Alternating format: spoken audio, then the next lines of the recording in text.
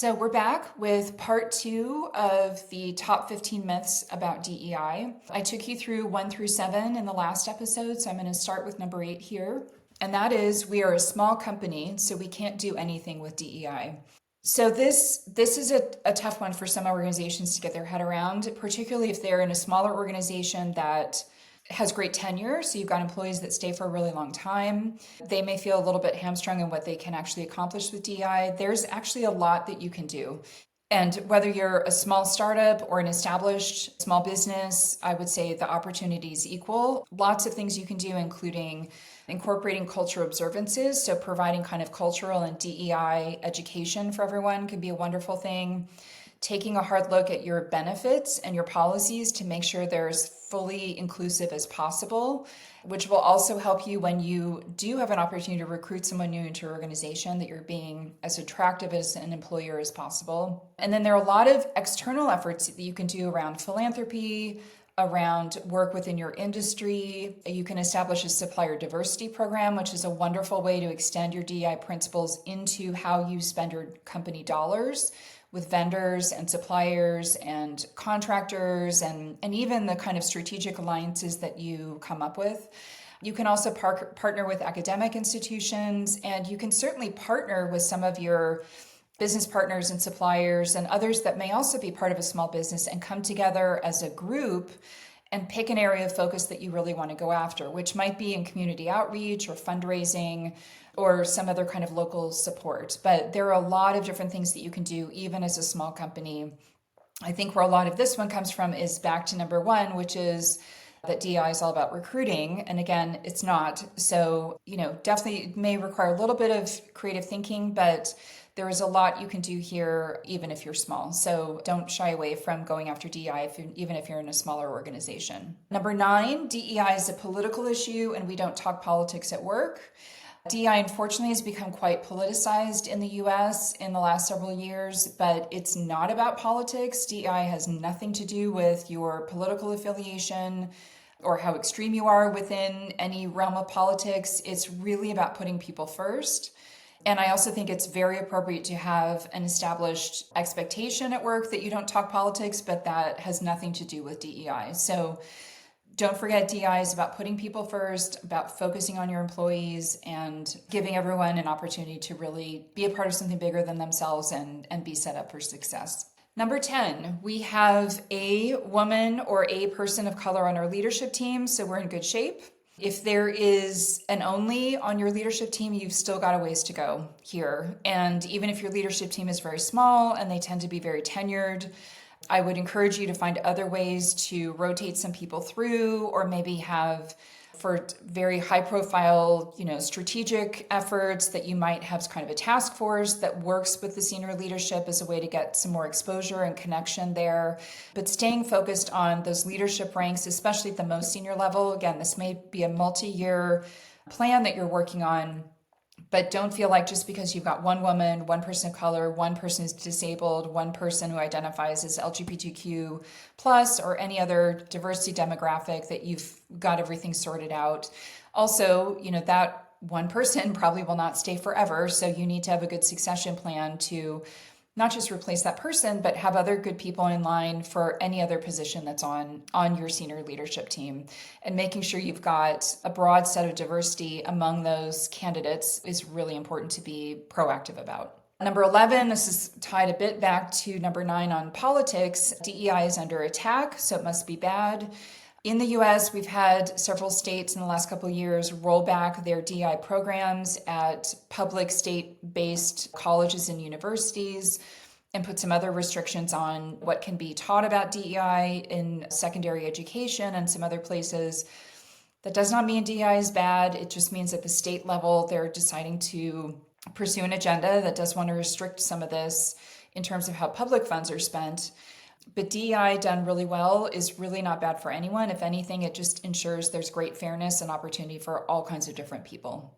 So keep at it. Number 12, we have employee resource groups, or ERGs, so we must have DEI in a great place. ERGs are wonderful for creating a sense of community, for bringing people of a particular affinity together around a common issue, for building an arm of advocacy, for creating a way for allies to get involved and support. But usually these groups, while they may and ideally do have, a senior level sponsor and people at all different levels involved in them, they tend to be more grassroots organizations with a lot of more junior employees involved. And as such, they don't have the kind of political capital or influence to drive significant change in and of themselves. The great thing to do with ERGs is to use them as sort of an innovation hub to identify instances of bias, opportunities for better education, policy change, process change, et cetera, and have a direct link to leadership where those ideas are shared and have discussion and have an opportunity to get onto the senior leader kind of agenda and strategic plans for the future. So I'm not by any means saying to get away with ERGs, but you can't assume that an ERG is going to solve everything for your organization. Number 13, the state where our offices are located has banned DEI, so we can't do this work. As I mentioned before, there are some bans on DEI work in public universities and colleges and a couple other public institutions, but those do not go into private business. So if you are a private organization, and as of today, they're not in public organizations as well outside of academia, you have every right to continue with the work, and your employees are very much wanting you to do this work. We've seen tons of research that continues to show very high demand for this, and that's across political lines, age groups, gender demographics, income demographics, sort of across all different slices of employees. People are they view that this drives great engagement, that it drives great innovation, and it helps them feel like they can trust their employer because their employer is focused on their people. So again, you do not need to step away from this work if your state has banned DEI in some local academic institutions. Number 14, our industry isn't very diverse, so this is really the best we can do. It takes a long time for industry numbers to change, especially those that have historically been of one specific demographic. However, that change is happening, and I'm not asking you to outpace your industry by great leaps and bounds, but it's not a bad idea to challenge yourself to, at a minimum, keep up with your industry, but ideally do a little bit better than the industry and be part of a movement to support getting more diversity into your industry. Maybe you're in a STEM-related field, and this is an opportunity for you to support nonprofits or go into high schools or even middle schools and volunteer to support greater exposure to STEM. Those are the kinds of things that really do have a trickle-down effect or trickle-out effect into down the road of changing the dynamics of that industry's demographics. So, I would look at that as a challenge and an opportunity to help drive change in the industry rather than a little bit of an out for not trying to do much related to DEI. And then the last one I'll cover is number 15. We have a DEI task force or a DEI committee, so we've got it handled. And on this one, I would say similar to ERGs, a lot of times these task forces are a little bit limited in what they're able to do. A task force or committee can be, like ERGs, an outstanding way to bring lots of perspectives together in one team to get very focused on the issue and identify opportunities, challenges, different needs, barriers, what's getting in the way, to use that to get a lot of input from a lot of different employees. But again, you've really got to integrate the DEI work. Once you've established your strategy and your roadmap and you're pushing that forward, it's got to be integrated into all the different parts of your business. It needs to be operationalized. It needs to be part of your DNA for that change to really happen. So I'm not saying to get rid of the task force or committee. What I'm saying is that has a purpose for a period of time, and then that needs to be rolled into, ideally, first senior leaders, but then trickle down into all people leaders should have some level of accountability for DEI. So that needs to be the long-term vision for that work. So I hope between the last episode and this one, this has helped to debunk some myths for you and give you some ideas on how you can continue to move DEI forward in your organization.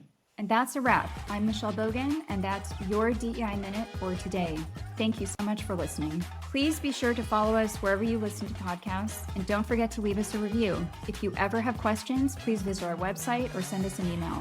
You can also sign up for our newsletter and follow us on LinkedIn, YouTube, Twitter, and Instagram. Links to everything can be found in the episode notes. This episode was produced and edited by Podgrowth with podcast art by our very own Jamie Applegate.